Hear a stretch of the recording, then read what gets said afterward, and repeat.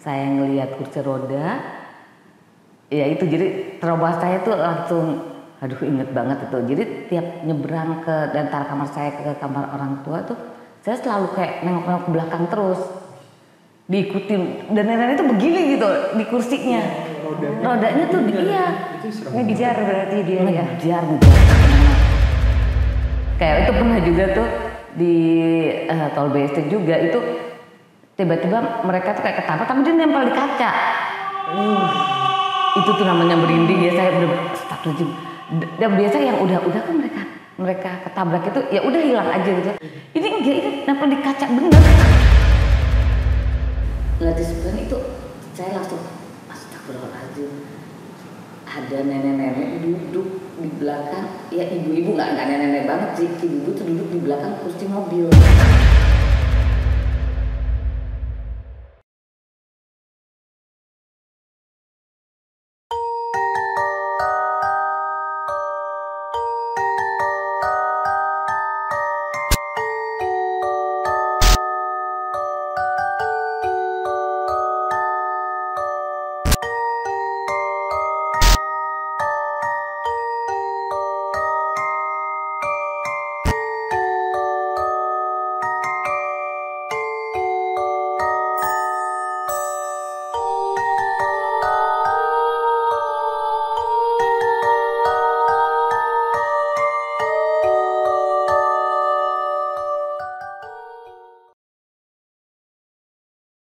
Halo Mbak Mira, halo Mbak Putri, terima kasih banyak udah mau mampir-mampir ke studio Alur Kehidupan. Kita masih di dalam suasana halal bihalal ini. Sebelumnya minal aidin wal faizin. Iya, maaf lahir dan batin. Senangnya akhirnya bisa ngumpul bareng lagi. Iya, senang banget ini. Dan mungkin kali ini perkumpulan cerita-cerita kali ini berbeda banget ya. Mungkin kalau yang biasanya kita bisnis segala macam, di Alur Kehidupan kali ini kita pengen banget mengulik cerita-cerita mistis dari Mbak Mira maupun dari Mbak Putri. Kayaknya sih yang paling banyak nih yakin nih pasti si Putri nih. Kalau boleh tahu sebelumnya berarti Mbak Mira dan Mbak Putri ini sudah berteman lama? Dari kecil sih sebenarnya SMP ya kita ya, mulai SMP sih. Mulai SMP gitu.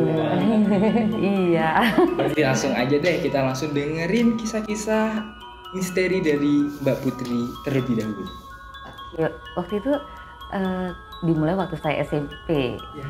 SMP ya kan? Tiba-tiba dia sebelumnya nih paling prolog dulu ya.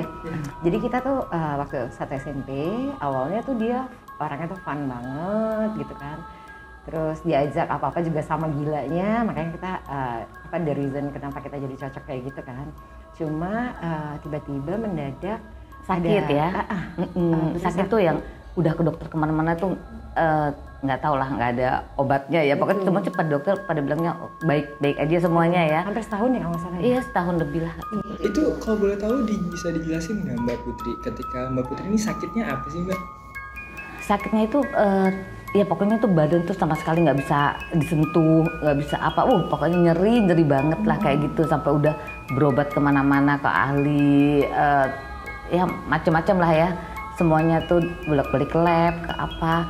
Tapi tetap aja ya dokter semua sih nyata ini sih bagus katanya gitu. Ya sampai satu saat ada istilah kayak terkun ya, kayak dokter dukun lah kayak gitu.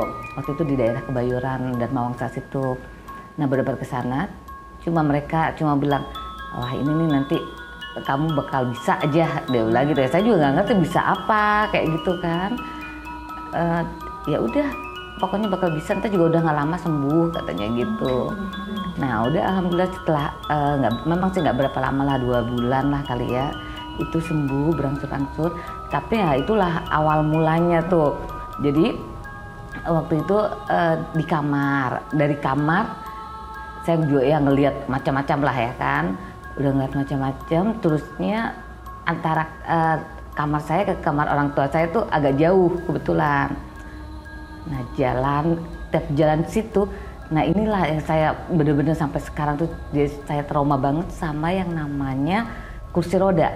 Oh, sampai sekarang trauma ya? Trauma banget kalau saya ngeliat kursi roda tuh kayaknya aduh gitu kan. Karena ada nenek-nenek itu di ruang tamu itu ya di ruang keluarga, pokoknya di rumah lah, di area depan situ, ruang tamu dan ruang keluarga. Nenek-nenek itu selalu ngikutin saya terus. Saya masih ingat mereka tuh, nenek-nenek itu pakai kebaya, rambutnya di inilah, mukanya sampai sekarang saya juga masih inget ya. Pokoknya trauma banget lah saya kalau misalkan saya ke luar kota, misalkan ada nenek-nenek kayak yang mirip-mirip gitu ya, saya langsung teringat kayak gitu. Atau saya misalkan ke rumah sakit, saya ngelihat kursi roda, ya itu jadi trauma saya tuh langsung, aduh inget banget itu. Jadi tiap nyebrang ke antara kamar saya ke kamar orang tua tuh, saya selalu kayak nengok-nengok ke belakang terus, diikutin. Dan nenek-nenek itu begini gitu di kursinya, rodanya tuh iya, ngejar berarti dia ya, ngejar terus kemana-mana. Udah itu terusnya udah sampai saya langsung buru-buru ikut tutup kayak gitu.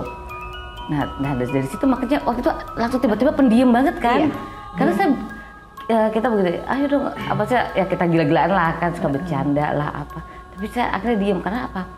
Saya ngelihat di belakang dia banyak penampakan di sekolah di sekolah, di ini ya banyak banget penampakan sih. Kadang suka bengong gitu ngelihat, diem kayak gitu. Oh, akhirnya itu selama 1 tahun yang Mbak Mira rasakan sebagai... tiba-tiba tuh maksudnya ketika aku datang ke rumahnya Putri gitu, aku masuk ke kamarnya, dia berusaha ngebangun kan dari tempat tidur, tapi ketika dia nginjek lantai, itu dia kesakitan ya? Iya, kesakitan. Sampai akhirnya diantar sama orang tuanya ke dokter tulang apa segala macam. Semua dokter lah. Semuanya, itu nggak apa-apa, tapi maksudnya nggak ada apa-apa. Cuma ya ternyata aku baru tahu update-nya bahwa ternyata malah ada gift gitu.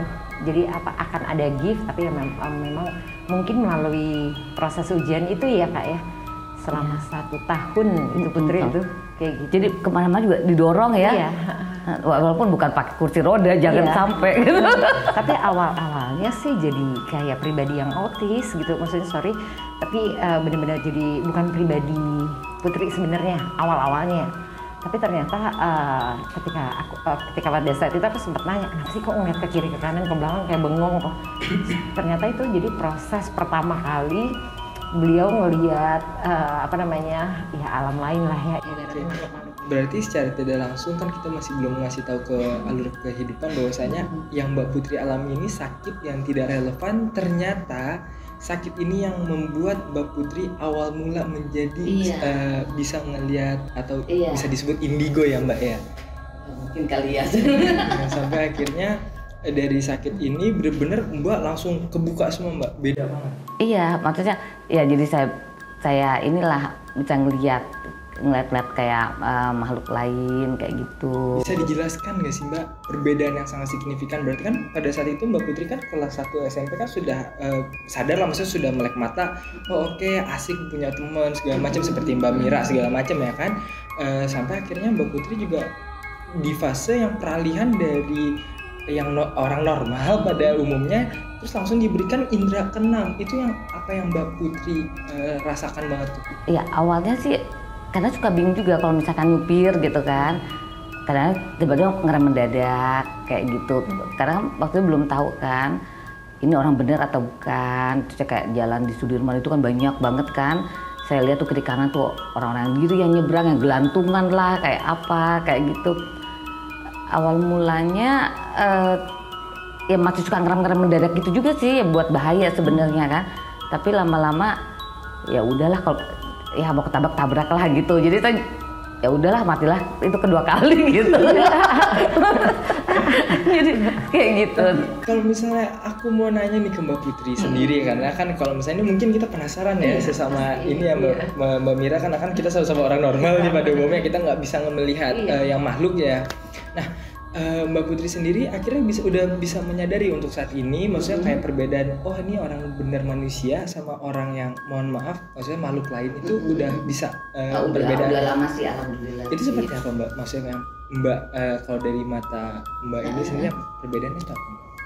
Sebenarnya sih pada prinsipnya sih ya mereka juga mirip kayak kita aja ya.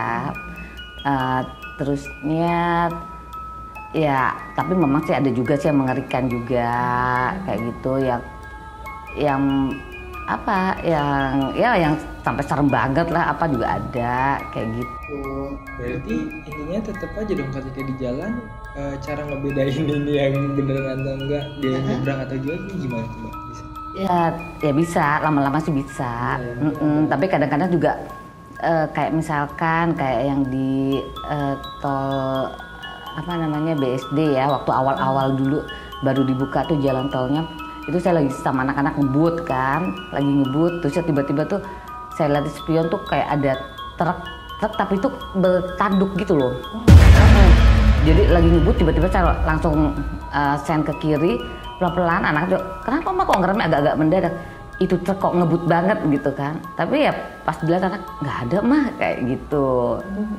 Jadi maksudnya ya kalau yang masih kayak berupa apa helikopter hitam lah tuh yang tiba-tiba langsung kayak di depan kita kayak gitu-gitu ya, itu aja sih yang masih ini ya. Cuma kalau misalkan kayak makhluk-makhluk gitu mereka yang bisa kayak nyebrang itu sama saya sih udah nggak terlalu saya hiraukan, ya udahlah ketabrak-tabrak aja. Atau kalau kayak itu pernah juga tuh di tol BSD juga, itu tiba-tiba mereka tuh kayak ketabrak tapi dia nempel di kaca. Itu tuh namanya merinding ya, saya bener-bener astagfirullahaladzim. Dan biasa yang udah kan mereka ketabrak itu ya udah hilang aja gitu. Ini enggak, ini nempel di kaca bener. Masih menampakkan. Dengan penuh darah gitu nggak sih? Enggak sih, alhamdulillahnya enggak kayak gitu. Nah itu untuk cara mengusirnya ada doa apa? Ya saya kan biasa astagfirullah ya, nyebut lah kita berdoa kayak apa, udah lama hilang. Semenjak itu sih emang sih apa maksudnya, jadi karena visionnya dia beda dengan kita, tiba-tiba misalnya kayak contoh dia ke toilet gitu, anterin dia ke toilet gitu, entah itu di mall, entah itu di sekolah, oke, terus tiba-tiba dia berhenti, ya udah duluan aja, akhirnya udah semua pada feeling nggak usah di sini deh, di tempat lain nih, pasti dia ngeliat sesuatu kayak gitu sih. Ya kalau awal-awalnya seperti itu, tapi lama-lama ya akhirnya teman-teman juga pada takut kan kalau saya misalkan main ke rumahnya kayak gitu, udah kamu nggak usah ikut ya, apakah nggak usah komen ya gitu.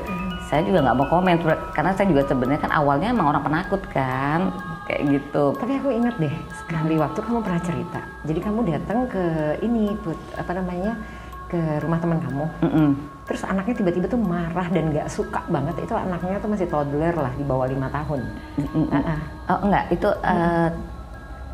seumuran anakku dulu tuh ini TKA. Iya, TKA. TKA. Jadi lagi rame-rame kan, ayo arisan lah, biasalah ibu-ibu kan, arisan saya ke rumahnya. Ya itu saya memang lihat kayak gitu kan, cuma ya udah saya diem dan saya juga nggak mau ngomong-ngomong karena pasti orang bakal takut gitu kan. Nah terus pas malamnya itu kan pagi ya, pas malamnya udah teman saya telepon. Dia bilang, Put, tadi kamu ngeliat apa gitu, kok anakku marah-marah ya sama aku, kata itu, Mami jangan ajak-ajak Tante Putri lagi ya ke sini gitu. Loh kenapa? Temen aku Mami katanya diprototin, dimarahin sama Tante Putri katanya gitu. Terusnya itu kamu siapa teman kamu? Nah ini temenku ini nggak tahu kalau anak itu ternyata punya temen bermain, dia kan anak tunggal kan, tapi ternyata ya teman-temannya dia itu ya makhluk itu juga gitu. Temanku nggak mau diajak bermain, dimarahin sama Tante Putri gitu. Terus dia bilang, oh aku sih nggak marahin, aku bilang itu di rumah kamu tuh memang sekeluarga gitu, cuma mereka itu nakal banget, turun naik di tangga kan. Coba saya pelototin, saya cuma ngomong aja, jangan ini dan jangan nakal lah, jangan buat keonaran di rumah ini. Ya saya komunikasi lah dengan ini kan. Nah ternyata dari situ anaknya tuh langsung nggak mau main karena dimarahin katanya sama saya.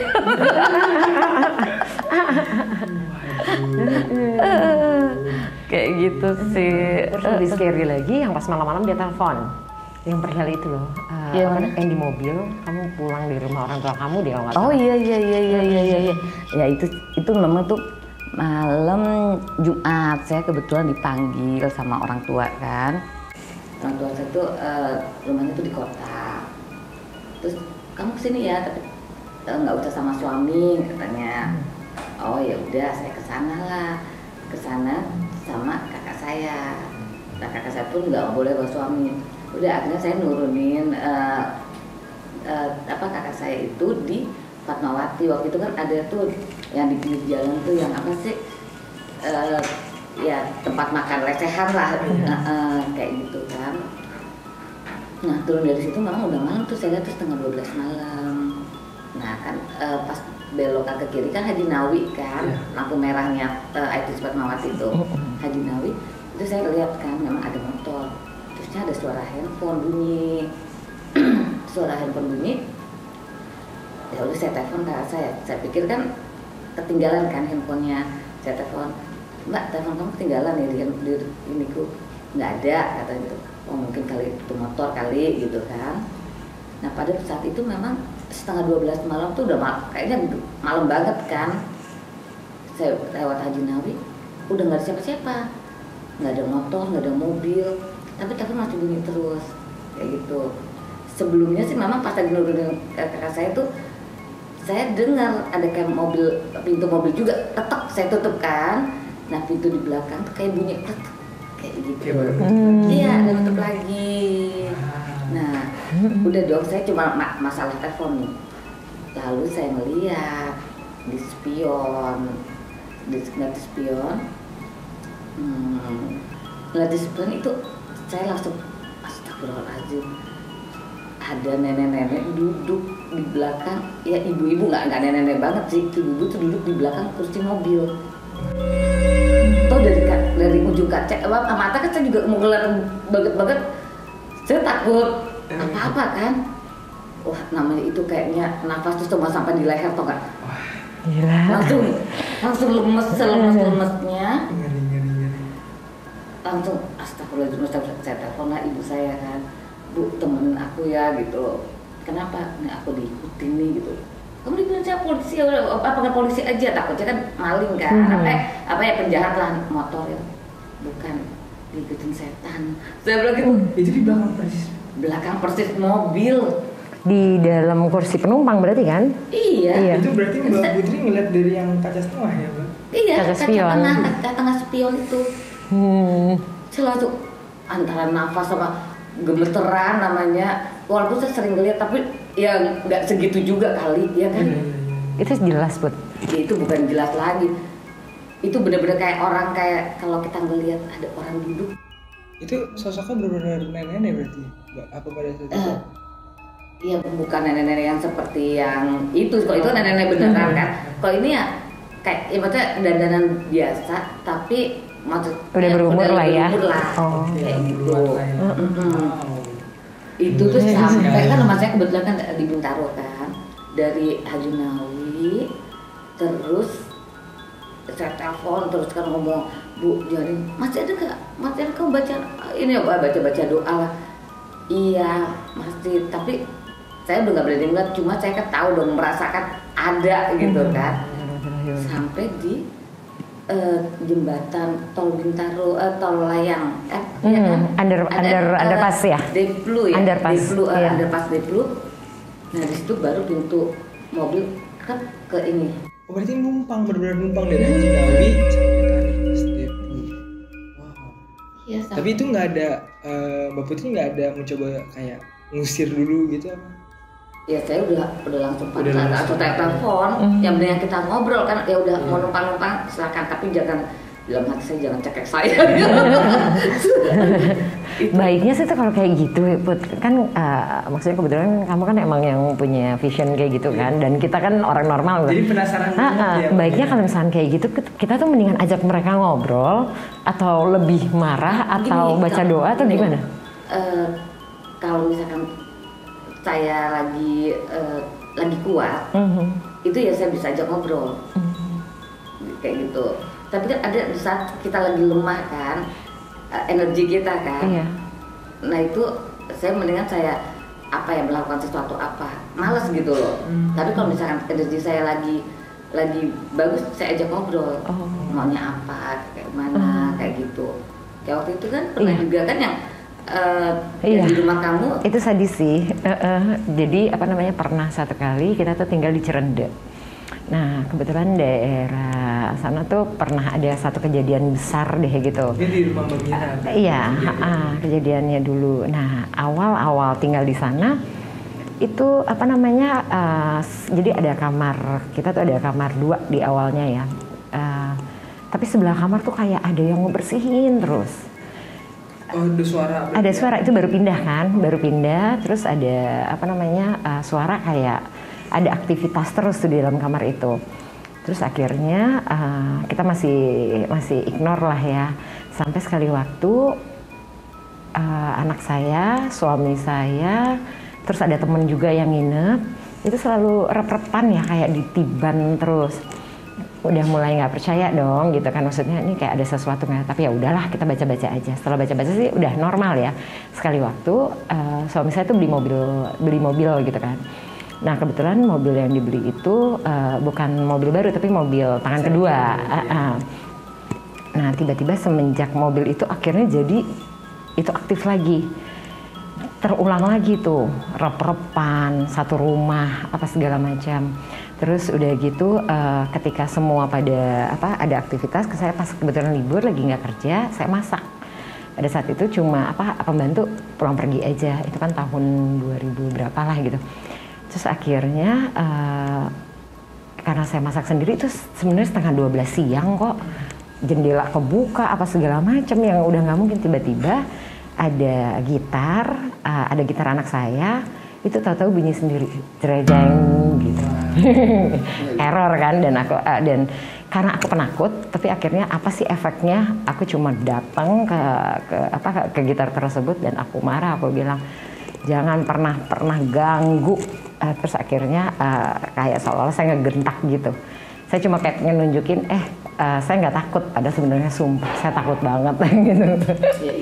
Nah terus akhirnya setiap mau malam tidur udah pada trauma nih, aduh udah bakalan di rep-repan lagi nih gitu kan. Akhirnya ya udah baca doa sampai akhirnya anak saya bilang saya mendengar suara perempuan nangis. Wah udah makin gak bener kan. Terus keadaan di rumah juga udah kayak tekanan karena ketakutan yang lagi haunted house gitu kan. Telepon lah Putri, gue kayak butuh bantuan deh. Putri sempat datang nggak ya? Belum ya? Datang, bisa.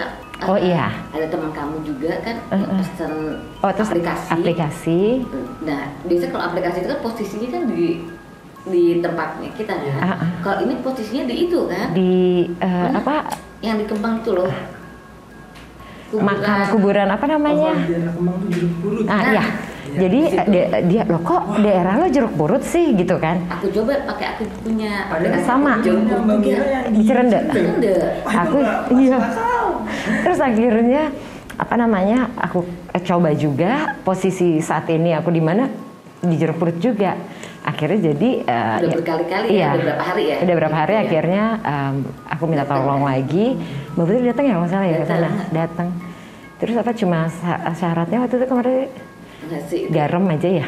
Iya, itu nempel di ini kan. Nah, nempel di sketch itu kamu kan? Iya. Ya pembatas ruangan kan, ada pembatas ruangan. Oh ya udah tuh ada tuh di situ, lemparin garam aja. Nah akhirnya Putri pulang malam Jumat ya kalau nggak salah ya. Aku lemparin, tapi itu bener dari ujung kaki sampai ujung kepala. Pas aku lemparin sambil baca doa itu semua merinding. Dan Putri bilang udah antar aja ke Jeruk Purut. Bingung kan? Ayo. Karena dia tuh ini nggak bisa keluar dari sana. Ternyata tuh jadi dari mobil yang kita beli, ternyata mobil itu tuh ex kecelakaan nabrak perempuan itu gitu kata Putri. Jadi ya udah bilang yang di rumah gitu kan, ayo ikut. Jadi aku memperlakukan nggak ada siapa-siapa, tapi aku memperlakukan seperti aku. Ayo aku antar pulang. Tapi itu merinding dan itu benar-benar dari atas sampai bawah itu semua merinding kelas berat, dan aku nggak pernah ngerasain. Maksudnya bener-bener kayak kita lagi ngobrol kan, soalnya kan interaksi gitu. Sampai akhirnya kita anterin sampai di Jeruk Purut. Ayo silakan. Aku turun lagi, aku bukain lagi. Pada saat itu aku sama suami aja berdua. Ayo aku bukain pintu belakang. Jangan ganggu-ganggu keluarga aku lagi ya. Mohon maaf, aku jelasin bahwa ya nabrak bukannya kita gitu, udah jangan kesini, udah balik aja mendingan kesini. Setelah aku tutup pintunya, aku tutup pintuku dan di belakang itu kayak dia mau ngucapin terima kasih, terdengar suara seperti botol minuman tapi dari gelas itu kayak dipecahin. Tapi itu real banget. Real. Dan apa yang Mbak Mira dengerin? Tapi setelah itu jadi lebih udah nggak ada merindingnya lagi, kayak udah rilis gitu. Oke, gitu, udah. Saya kira, iya, aku telepon lagi, Put, coba lihat, udah, gitu. Terus aku cerita, kenapa terakhir aku bunyi, ucapan terima kasih. Baik, tadi benar apa namanya Mbak yang tadi ternyata itu kan bikin merinding banget sampai akhirnya udah kayak merasa dirilis sampai itu kan. Ini berkat bantuan Putri sih. Kalau untuk hal-hal kayak gitu kan kalau kita kan nggak ngerti sama sekali. Nah akhirnya yang waktu itu sempat Mbak Putri tangkep di dalam apa namanya ada makhluk astral yang mengganggu di rumahnya Mbak Mira itu apa sih Mbak yang dia minta pesannya itu? Dia cuma pengen minta dikembalikan kayak gitu. Terus ya sebenarnya sih kalau dia nih aku lihat tuh yang gampang tuh disukain gitu loh. Sama makhluk-makhluk. Sayangnya harusnya jangan yang makhluk ya. Bisa dikulit nggak sih Put? Gitu. Jadi kayak orang yang ini gampang aja gitu deh kenanya. Makanya saya kadang-kadang suka, ayo saya kasih tahu kan udah ngejagain jangan sampai inilah gitu kan. Berarti tapi kalau sampai sekarang masih kalau yang Mbak Putri lihat Mbak Mira ini apa? Udah enggak ya. Sudah aman ya Mbak. Sudah aman. Iya. Aduh terima kasih banyak. Pastikan lebih banyak lagi nanti cerita-cerita mungkin boleh di pertemuan selanjutnya ya. Oke terima kasih banyak. Terima kasih banyak. Kalau ya. Sukses selalu ya. Amin.